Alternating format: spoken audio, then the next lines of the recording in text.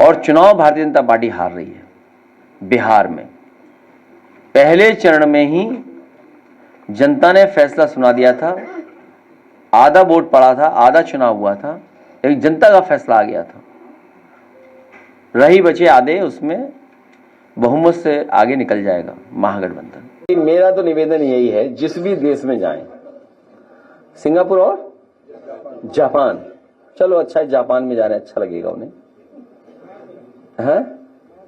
और जब वहां जा रहे हैं तो बुलेट ट्रेन में बैठ करके क्योटो जरूर जाएं, तो बुलेट ट्रेन देखने को मिलेगी और दूसरा क्योटो देखने को मिलेगा।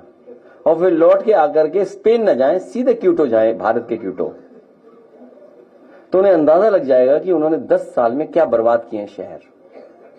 10 साल में स्मार्ट सिटी के नाम पर कितना पैसा लूटा है। क्या जापान जा रहे हो आप आखिरी वक्त? कोई यहां मेडिटेशन सेंटर है वहां क्या कोई? और फिर हमारा तो इतना ही है कि वहां देख आए सड़कों पे सांड रहते हैं कि नहीं रहते हैं। जापान भी जाएं, सिंगापुर भी जाएं, लेकिन वो सड़कों पे जरूर देखा है कि वहां सांड है कि नहीं है। बस इतना ही हमारा निवेदन है। और चुनाव भारतीय जनता पार्टी हार रही है बिहार में। पहले चरण में ही जनता ने फैसला सुना दिया था, आधा वोट पड़ा था, आधा चुनाव हुआ था, लेकिन जनता का फैसला आ गया था। रही बचे आधे, उसमें बहुमत से आगे निकल जाएगा महागठबंधन। न्यू इंडिया का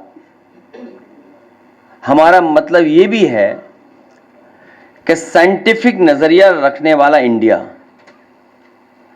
न्यू इंडिया से हमारा मतलब ये भी है कि पॉजिटिव इंडिया, जो ये विश्वास रखता है कि हम कुछ करके दिखा सकते हैं। आज का युवा, जो नई पीढ़ी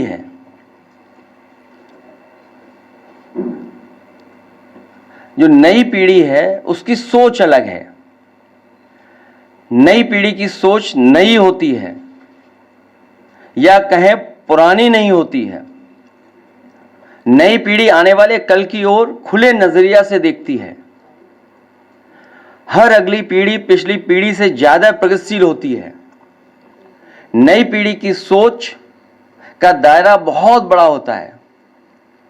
नई पीढ़ी दुनिया भर को न केवल अनुभव कराना चाहती है, बल्कि गले भी लगाना चाहती है। उत्तर प्रदेश का पहला काऊ मिल्क प्लांट, जो केवल काऊ मिल्क के प्रोडक्ट्स बनाता था, वो दिया। एक एग्रीकल्चर सेंटर दिया जो कन्नौज में बना, जहां पर हम फार्मर्स को सीधा सीधा नई टेक्नोलॉजी से जोड़ सकें, उनको समय पर बीज देने का काम, नई क्रॉप्स, नई सब्जियों के बीज देने का काम, ये समाजवादी सरकार में हुआ। यूथ अफेयर्स में बहुत काम किया। अभी वुमेन एंड चाइल्ड डेवलपमेंट में काम करना है, उसमें न्यूट्रिशन मिशन लॉन्च हुआ। और कई वर्ल्ड की संस्थाएं उनके साथ टेक्नोलॉजी पार्टनर या उनके एक्सपीरियंस को साथ लेकर के हम लोगों ने उत्तर प्रदेश में काम किया। स्पोर्ट्स में बहुत काम हुआ, जिसमें जो स्पोर्ट्स पर्सन्स थे उनको यश भारती या स्पोर्ट्स अपना जो इंफ्रास्ट्रक्चर है उसको कैसे बेहतर किया जाए, या दुनिया के जो ट्रेनर हैं, कोचेस हैं, उनको कैसे लाया जाए, जिसमें कि फुटबॉल के कोचेस को टू ट्रेन द कोचेस, उनके लिए क्रोएशिया से टाइप किया। क्रोएशिया से कई महीनों यहाँ पर हमारे कोचेस रहे, उन्होंने यहाँ के कोचेस को ट्रेन किया, जिससे कि हमारे अच्छे फुटबॉलर बन सकें। पॉवर्टी से कैसे लड़ा जा सके, गरीबी से कैसे दूर किया जा सके, उस पर लगातार हम लोग समाजवादी पेंशन, या जिस समय सबसे ज़्यादा तकलीफ और परेशानी में बुंदेलखंड था, उस समय समाजवादी पैकेट में बहुत सी चीज़ों को उन तक पहुँचाना।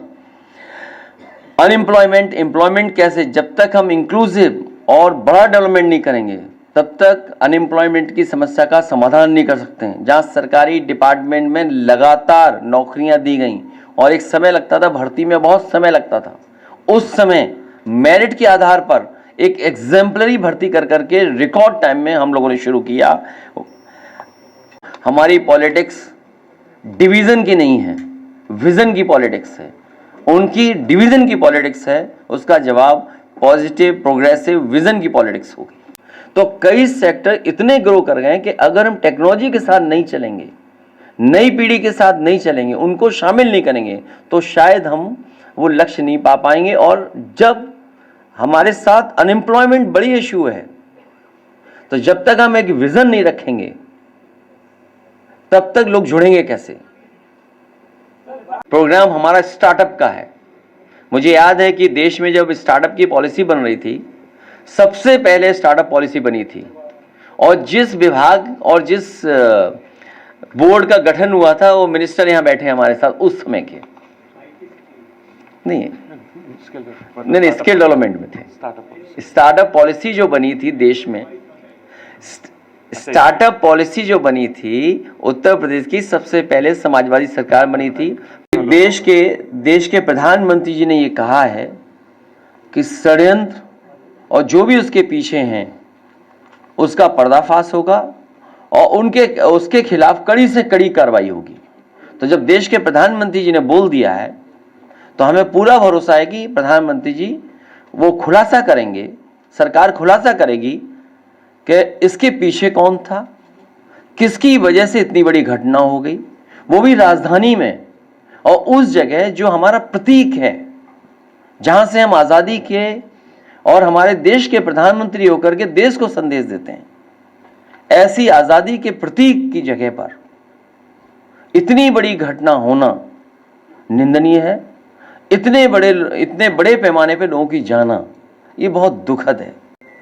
जिन्होंने ये कहा कि जो भी षड्यंत्रकारी है उनका खुलासा होगा, जिन्होंने ये घटना की है उस पर कठोर कार्रवाई होगी। पूरा देश ये चाहता है कि आतंकवाद खत्म हो, इस तरह की घटनाएं भविष्य में ना हो, और जितनी भी एजेंसीज हैं जो काम कर रही हैं, हमें उन पे भी भरोसा करना पड़ेगा।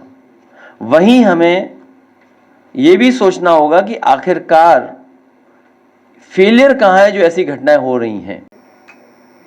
इन विषय पे हमें लगातार काम करना पड़ेगा, और जब हमारा संविधान बचेगा तो लोकतंत्र बचेगा। इसीलिए कहा कि एक विजन लेकर के जा रहे हैं। नई पीढ़ी के लोग हैं, वो इंक्लूसिव हैं, वो ग्रोथ पसंद करते हैं, पॉजिटिविटी है उनके अंदर, वो सबको साथ लेकर के चलना चाहते हैं।